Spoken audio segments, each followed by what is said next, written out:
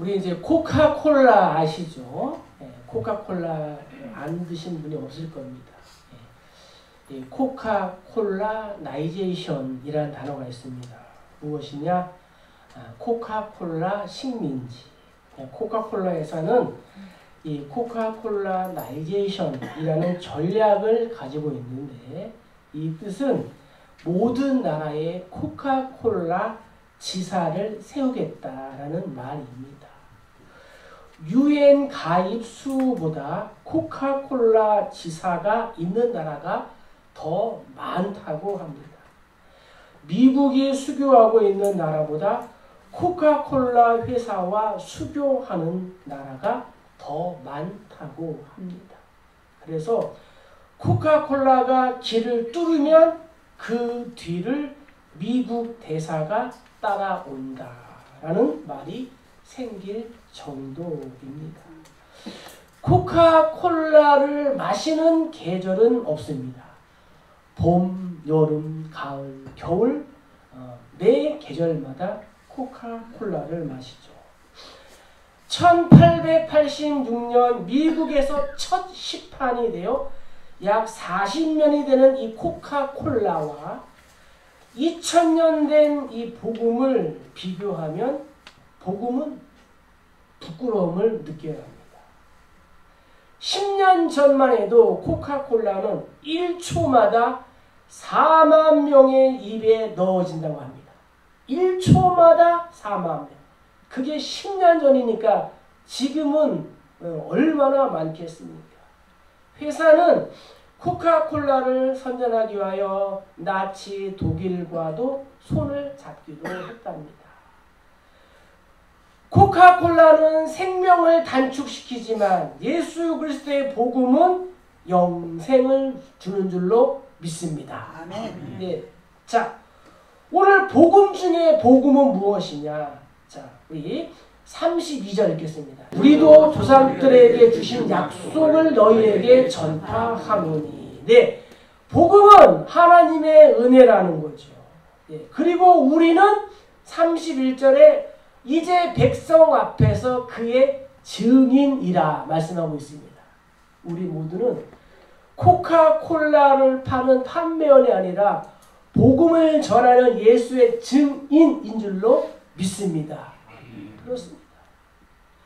부활하신 예수께서 당신의 이 부활의 모습을 마리아를 비롯한 여인들, 또 도마, 또 제자들에게 보여주셨습니다. 바울은 고린도 전서에서 부활하신 예수님을 목격한 사람이 500명 정도 된다, 이렇게 증거합니다. 예수의 부활이 얼마나 중요합니까? 예수의 부활은 세상에 널리 전파되어야 합니다. 코카콜라보다도 더 높이 넓게 전파되어야 된다는 거죠. 자, 그런데 예수께서 부활하신 당신의 모습을 일부의 제한된 사람들에게만 보여주셨습니다. 왜 그러셨을까? 만일 예수께서 부활하신 모습을 모든 사람에게 보이셨다면 복음이 좀 더 쉽게 전파되었을 것이고, 또 부활에 대한 이 무익한 논쟁도 종식시킬 수 있었을 텐데 말입니다. 그러나 과연 그럴까요? 예수께서 부활하신 모습을 모든 사람들에게 보이셨다면 과연 그들이 예수를 믿었을까요? 그렇지 않습니다. 많은 사람들이 예수의 부활하신 모습에 대하여 유령이다, 환영이다 라고 하며 오히려 쓸데없는 오해의 말을 만들어낼 뿐 주를 믿지 않았을 것입니다.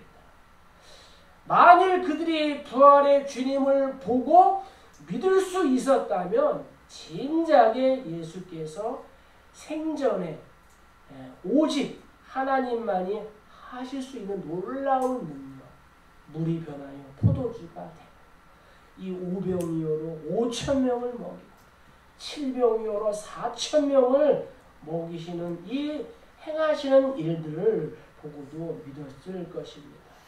그렇습니다. 믿음이 없는 사람들, 은혜를 받기에 합당하지 않은 자들은 아무리 큰 은혜를 입어도 그 은혜를 은혜로 여기지 않고 아무리 큰 능력을 경험하고 보고도 믿지 않는다는 거죠. 그러므로 예수께서는 당신의 부활을 믿을 만한 자에게만 보이시고 그들을 통하여 당신의 부활을 증거하게 하신 것입니다. 이 사실을 우리는 분명히 깨달아야 된다는 거죠. 하나님의 은혜는 그 은혜를 사모하는 자에게만 임한다는 거죠. 그래서 하나님의 은혜는 그가 사모하는 영혼에게 만족을 주시며 줄인 영혼에게 좋은 것을 주신다라고 시편 기자가 고백한 것입니다. 사랑하시는 성도님들, 개에게 거룩한 것을 주고 진주를 돼지에게 줘보세요. 먹을 것이 아니라는 이유로 개와 돼지들은 짓밟아 버립니다.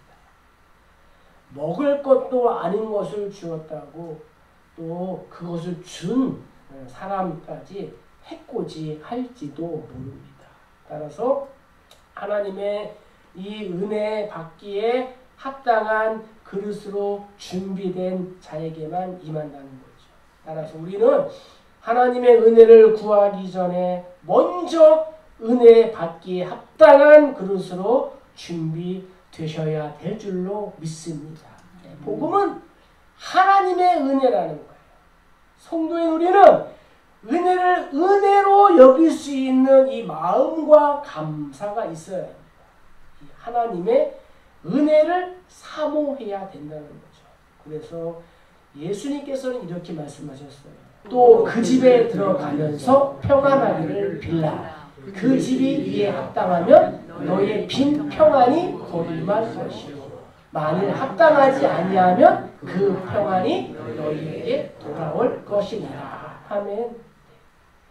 또 이 요한은 계시록에서 사대 교회, 사대의 그 옷을 더럽히지 아니한 자 몇 명이 내게 있어 흰 옷을 입고 나와 함께 다니리. 그들은 합당한 자인 연고라. 이렇게 말씀하고 있습니다.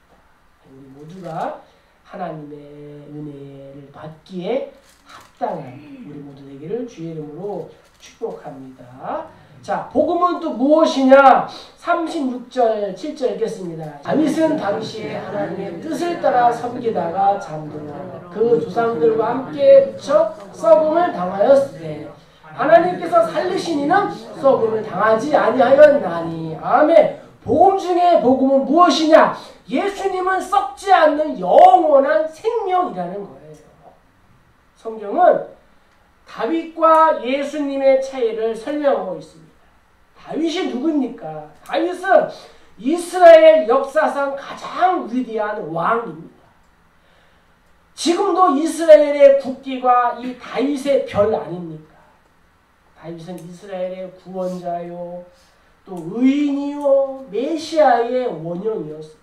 그러나 다윗은 죽었습니다. 땅에 묻혀 썩었습니다. 이것이 다윗의 한계입니다. 다윗만이 아닙니다. 모든 인간들의 한계입니다. 어떠한 인간이든 이러한 다윗의 한계를 뛰어넘지 못합니다. 한 줌의 흙으로 돌아갑니다. 이스라엘의 조상이자 모든 믿는 자들의 믿음의 조상인 아브라함 역시도 이 죽음의 한계를 뛰어넘지 못했습니다. 출애굽의 영웅 이 모세도 이 한계를 뛰어넘지 못했습니다. 중국의 공자와 맹자, 또 유럽의 소크라테스, 폭군인 히틀러, 무솔리니, 김일성 부자도 이 한계를 뛰어넘지 못했습니다. 불교계의 큰 스님이라고 하는 이 성철 스님은 기독교의 진리를 깨닫고 한 말이 무엇이냐? 중생들이여, 내가 한 말에 속지 말라. 이렇게 하고 세상을 떠났어요. 성철도 예수 그리스도를 인정한 거예요. 이렇게 선하고 때로는 악한 영향력을 준 인물들이 모두 역사 속으로 사라져갑니다. 그래서 사람들은 그들의 죽음을 아까워하고 추모한다는 거죠. 그들의 무덤을 찾아간다는 거죠. 그들의 생애를 아쉬워한다는 거죠. 그러나 죽은 저들은 생명이 없습니다. 죽은 저들을 살아있는 우리들이 신앙하지는 않습니다. 왜요? 그들도 우리와 똑같은 동일한 인간이기 때문입니다. 반면에 우리 예수님은 어떠하셨습니까? 예수님도 십자가에 못 박혀 죽으셨습니다. 그러나 예수님의 육신은 썩지 않았습니다. 그가 썩지 않았다는 것은 너는 흙이니 흙으로 돌아갈지라는 이 말씀에 정말 예수님은 적합한 대상이 아니라는 것을 입증하는 거예요. 왜 그래요? 예수님은 참 인간이고 참 신이시기 때문이라는 거죠. 예수님은 세상의 원리나 세상의 이치에 지배를 당하지 않습니다.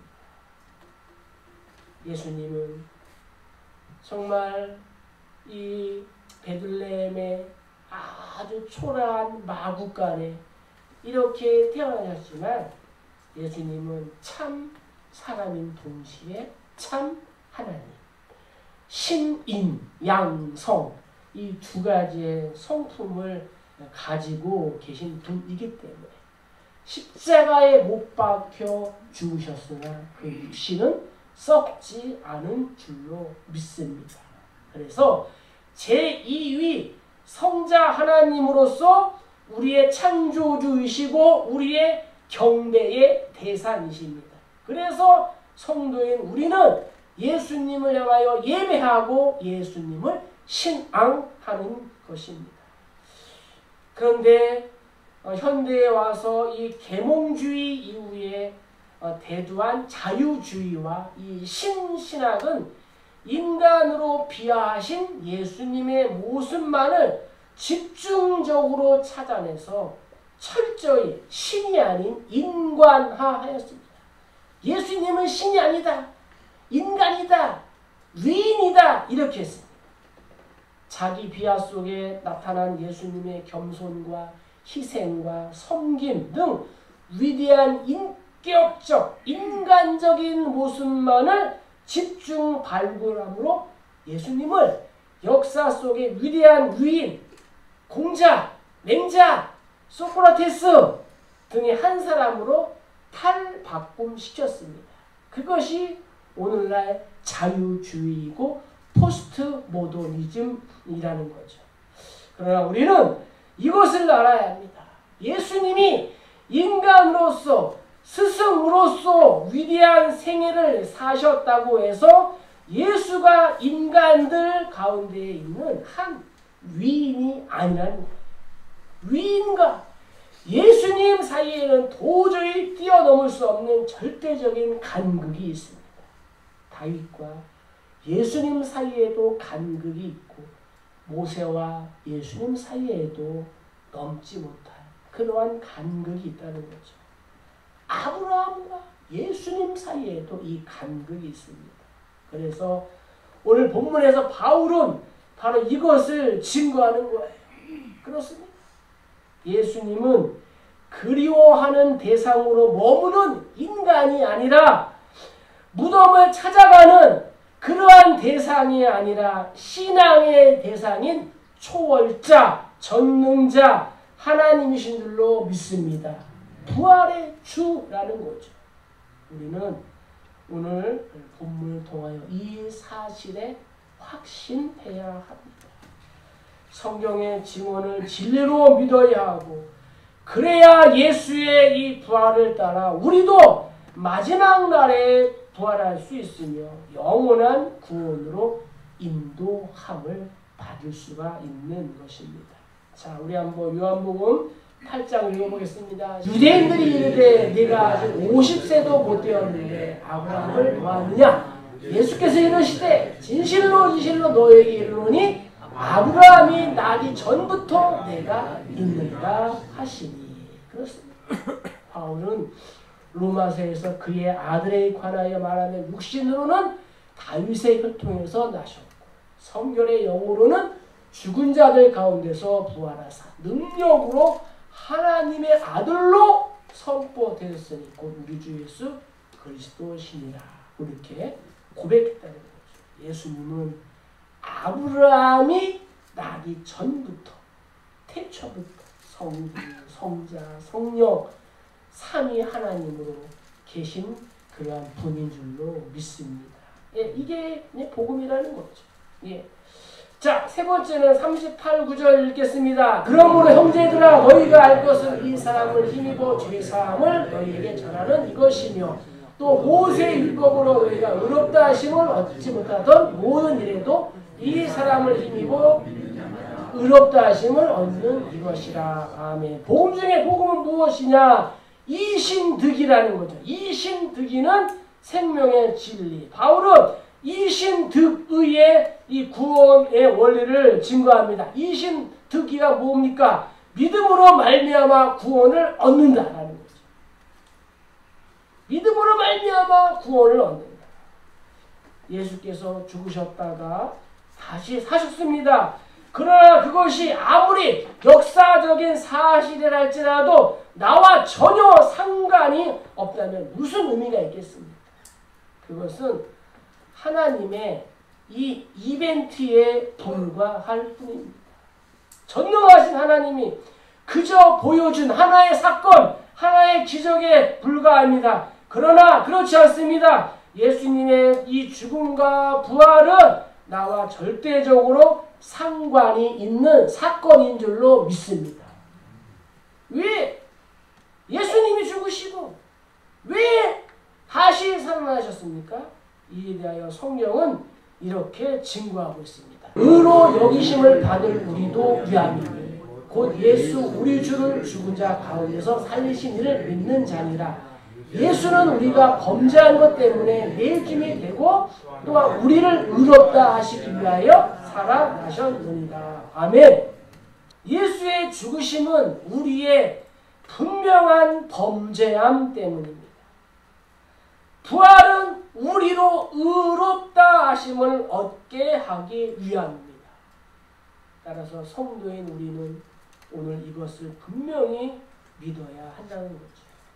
예수를 1, 20년 또 2, 30년 믿어도 이러한 예수의 죽으심과 부활의 진정한 의미를 모르고 믿는 사람들이 얼마나 많은지 모릅니다. 그러니까 이웃의 또 선한 영향력을 풍길 수가 있습니까?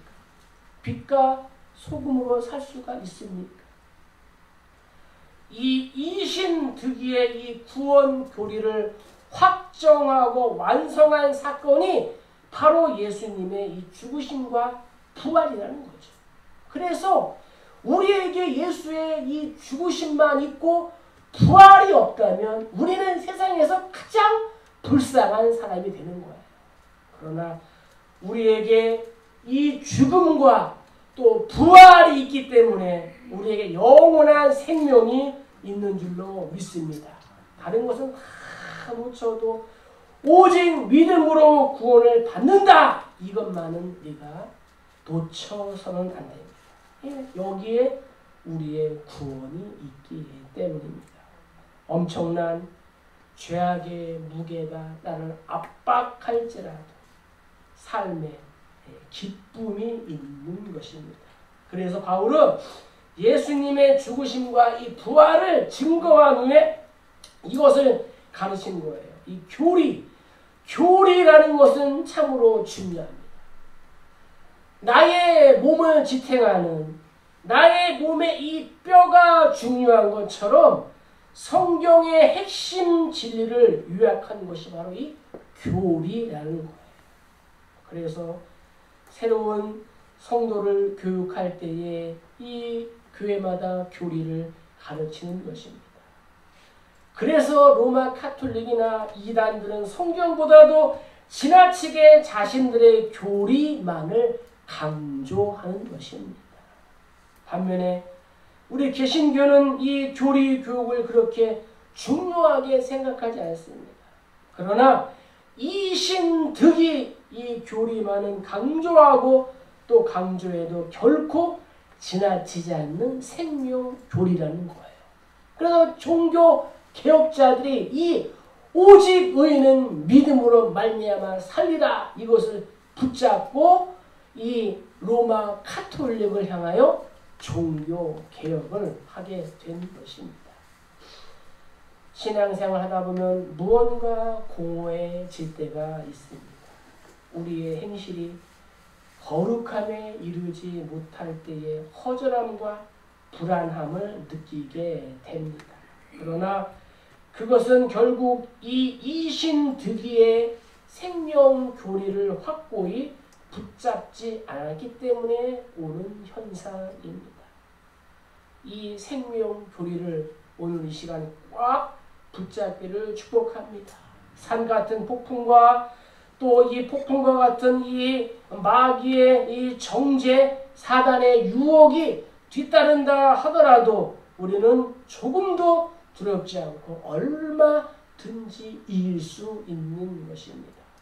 오직 예수 그리스도를 믿음으로 좀 의롭게 된다는 이 진리를 생각하면 생각할수록 우리의 신앙생활은 기쁨과 감사와 감격으로 충만해질 줄로 믿습니다. 그래서 이 생명교리, 이 이신득이라는 생명교리가 우리의 삶과 또 이 생각, 신앙생활 속에 깊이 뿌리를 내려서 터가 굳어져야 된다는 것입니다. 자, 우리 창세기 말씀 한번 읽어보겠습니다. 아브라함이 여호와를 믿으니 여호와께서 이를 그의 의로 여기시고, 이것도 이신득이라는 거죠. 또 하박국 기자는 보라 그의 마음은 교만하여 그 속에서 정직하지 못하나 의인은 그의 믿음으로 말미암아 살리라 라고 고백했습니다. 신앙의 선배들처럼 우리가 이 이신득이 생명의 교리를 붙잡고 또 믿음으로 우리가 살아가는 저와 여러분 되길 주의 이름으로 축복합니다. 자, 마지막으로 이 복음을 어떻게 해야 되냐? 41절. 그런즉 너희는 선지자를 통하여 말씀하신 것이 너희에게 미칠까 삼가라. 이랬을 때 보라 멸시하는 사람들아 너희는 놀라고 멸망하라. 내가 너희 때를 당하여 한 일을 행할 것이니 사람이 너희에게 일러줄지라도 도무지 믿지 못할 일이라 하였느니라 하니라. 아멘. 그래서 성도의 우리는 이 복음의 증인이 되어야 되고 이 복음의 소식을 우리가 또 믿어야 된다는 것입니다. 바울은 선지자들의 저주와 경고의 말씀을 듣는 이들에게 미칠 것을 삼가라 하고 경고하고 있습니다. 성경은 우리에게 무엇인가를 입증하고자 주신 것이 아니라 우리를 경고하고 깨우치고자 주신 것입니다. 이스라엘은 선지자들의 책망과 경고를 끊임없이 듣고 산 백성들입니다. 그들이 범죄할 때마다 하나님은 어김없이 선지자, 구원자를 보내셔서 저들을 책망하시고 또 죄악 중에 부러져 있는 저들을 구원해 주셨습니다.